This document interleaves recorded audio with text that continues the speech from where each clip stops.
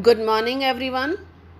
आज हम कृतिका का लेसन नंबर 3 रीढ़ की हड्डी पढ़ने जा रहे हैं।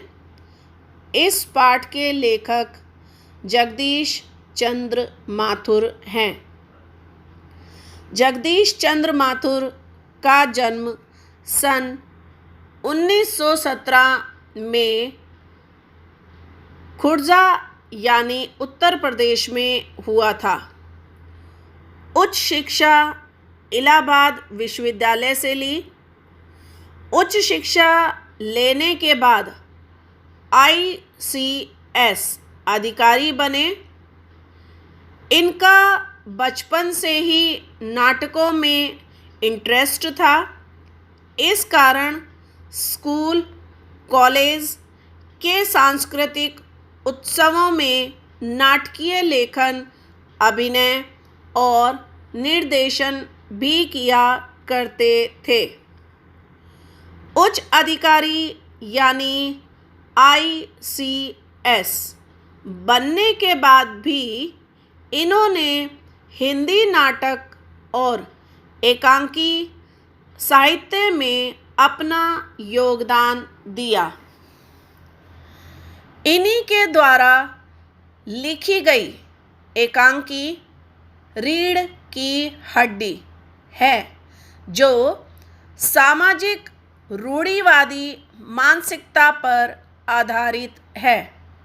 इसमें समाज में लड़कियों की उपेक्षा को लेकर सशक्त व्यंग किया गया है। हर पिता का सपना होता है कि उसकी बेटी शादी करके एक अच्छे परिवार में जाए, जहां उसे किसी भी चीज़ की कभी भी कोई भी कमी ना हो। उसे वहां हर सुख सुविधा मिले, वहां धन दौलत हो, नौकर चाकर हो, उसे किसी भी परेशानी का सामना ना करना पड़े। राम स्वरूप जी का भी यही सपना है, मगर वो ये भूल जाते हैं कि जीवन में जितना धन दौलत का होना ज़रूरी है, उतना ही मान सम्मान का भी होना ज़रूरी है। मान सम्मान हमारे जीवन को सुखमय और आनंदमय बना देता है, और यदि मान सम्मान हमारे जीवन में ना हो तो सामने वाला इंसान एक वस्तु बनकर रह जाता है, जिसका कोई भी अस्तित्व नहीं होता। एक मजबूर पिता अपनी बेटी की खुशियों के लिए कई झूठ भी बोलता है, जैसा कि इस पाठ में राम स्वरूप जी ने भी बोले हैं। ऐसा नहीं है कि राम स्वरूप जी अच्छे इंसान नहीं हैं, वो एक अच्छे पिता हैं। लड़का और लड़की में भेदभाव नहीं करते हैं, शिक्षा के समर्थक हैं, अच्छे और सभ्य नागरिक हैं। गोपाल प्रसाद जी जो लड़के के पिता हैं, वो पेशे से वकील हैं, जो शादी को बिजनेस मानते हैं, उच्च शिक्षा के विरोधी हैं, लड़का और लड़की में भेदभाव करते हैं, यहाँ तक कि लड़की की तुलना निर्जीव वस्तु से करते हैं, जो ठोक बजाकर उसकी जानकारी लेते हैं। यहाँ तक कि शादी में मिलने वाली राशि यानी लेन देन की भी रकम पूछते हैं। वो ये चाहते हैं कि उन्हें अपने बेटे पर जितनी भी राशि खर्च की है खाने पीने में, पढ़ाई में, वो सब लड़की वाले दहेज के रूप में उन्हें वापस कर दे, यानी वह दहेज के लालची हैं। उमा एक पढ़ी लिखी समझदार आज्ञाकारी बेटी है जिसके विवाह की बात चल रही है।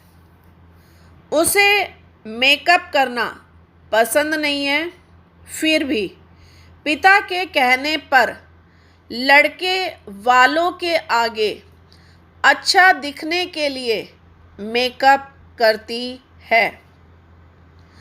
आज घर में स्वागत की तैयारियां की जा रही हैं क्योंकि उमा को देखने के लिए लड़के वाले आ रहे हैं। स्पेशल मेहमान के आने पर घर के पर्दे बदले गए, नई चादर बिछाई गई, तकिए कवर बदले गए, स्पेशल नाश्ते का प्रबंध किया गया, बैठने का उचित प्रबंध किया गया, लेकिन उमा मुंह फुलाए पड़ी थी क्योंकि वो ना तो पाउडर लगाना चाहती थी और ना ही शादी करने के लिए तैयार थी। राम स्वरूप जी अपनी पत्नी प्रेमा से कहते हैं कि उमा को किसी भी प्रकार तैयार कर लें ताकि वो अपनी बेटी की शादी एक अमीर एवं उच्च खानदान में करवा सके। वो प्रेमा से कहते हैं कि जब लड़के वाले आएं तो उमा के हाथ पान भिजवा दे। राम स्वरूप जी बताते हैं कि वैसे तो लड़के वाले बहुत ज़्यादा पढ़े लिखे हैं, लेकिन उनके विचार दकियानूसी हैं। वो कम पढ़ी लिखी लड़की चाहते हैं।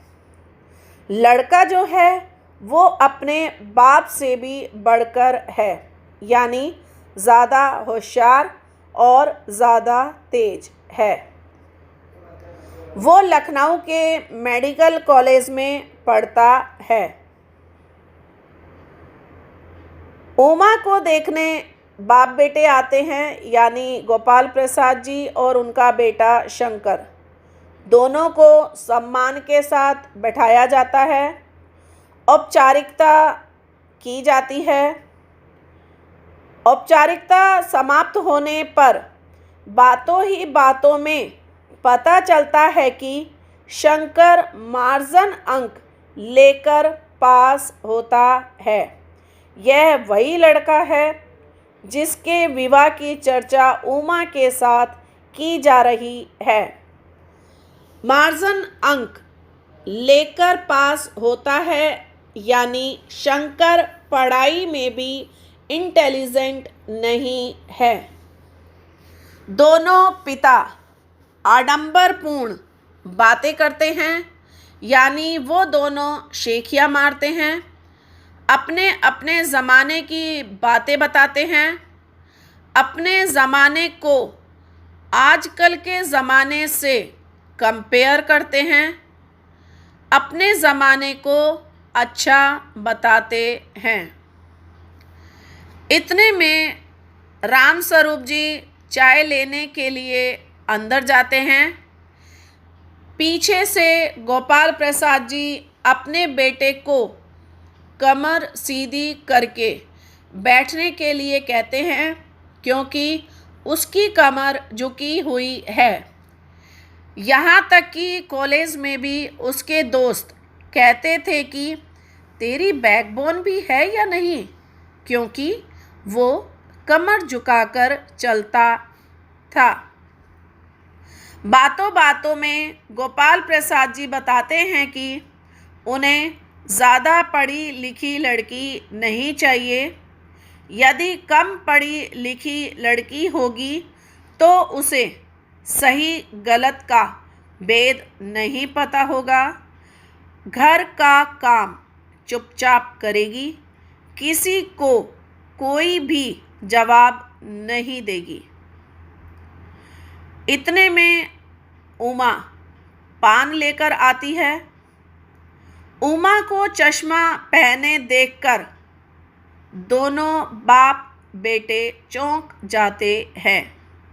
तब रामस्वरूप जी बहाना बनाते हुए कहते हैं कि पिछले महीने इसकी आंखें दुखने आ गई थी, तो कुछ दिनों के लिए चश्मा लगाना पड़ रहा है। गोपाल प्रसाद जी बार बार कन्फर्म करना चाहते हैं कि कहीं ये चश्मा पढ़ाई के कारण तो नहीं लगा। फिर उमा को कोई भी गीत सुनाने के लिए कहते हैं। उमा भजन गाती है। मेरे तो गिरधर नागर दूजो ना कोई। जब उमा भजन गा रही होती है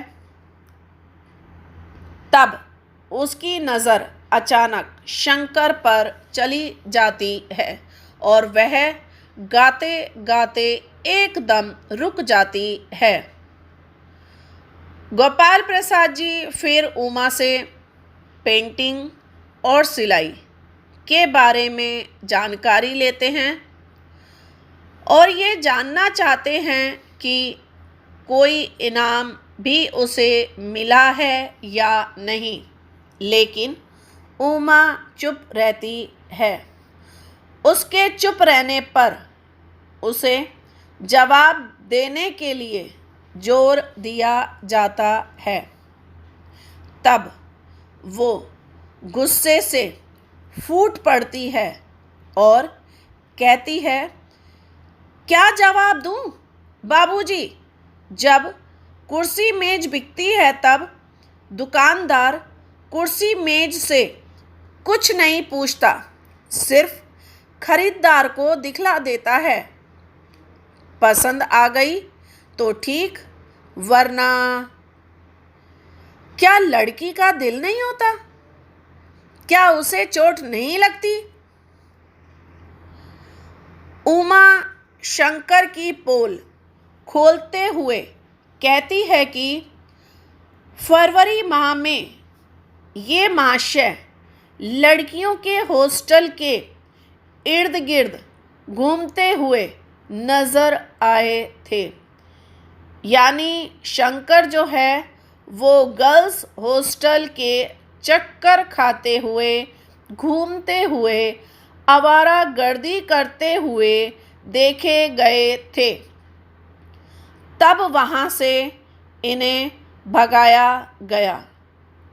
यहाँ तक कि नौकरानी के पैरों में पड़कर इससे क्षमा मंगवाई गई, जिस कारण इसे मुंह छिपाकर भागना पड़ा था। गोपाल प्रसाद जी पढ़ी लिखी होने की बात जानकर क्रोधित हो जाते हैं। इस समय भी वह अपने बेटे की कमी को नज़रअंदाज कर रहे हैं और उमा का पढ़ी लिखी होने की बात जानकर गुस्सा करने लगते हैं। उनके अनुसार लड़के में चाहे कितनी भी बुराइयां हों, वो सब नज़रअंदाज हो जाती हैं, मगर लड़कियों की अच्छाइयाँ उनसे देखी भी नहीं जाती। दोनों बाप बेटे जाने लगते हैं। तब उमा कहती है कि घर जाकर ज़रूर पता कर लेना कि आपके लाडले बेटे की रीढ़ की हड्डी है या नहीं। रीढ़ की हड्डी का मतलब होता है बैकबोन। यहाँ शंकर को शरीर से ही नहीं मन से भी अपाइज दिखाया गया है। शरीर को सुचारू रूप से चलाने के लिए बैकबोन का होना ज़रूरी होता है। उसी प्रकार शादी जैसे पवित्र रिश्ते के लिए मान सम्मान, चरित्र और प्रेम का होना ज़रूरी होता है। यहाँ बैकबोन का अर्थ है सेल्फ रेस्पेक्ट और कैरेक्टर यानी चरित्र। यदि इंसान के पास ये गुण हैं तो उसकी बैकबोन मजबूत और सीधी होती है।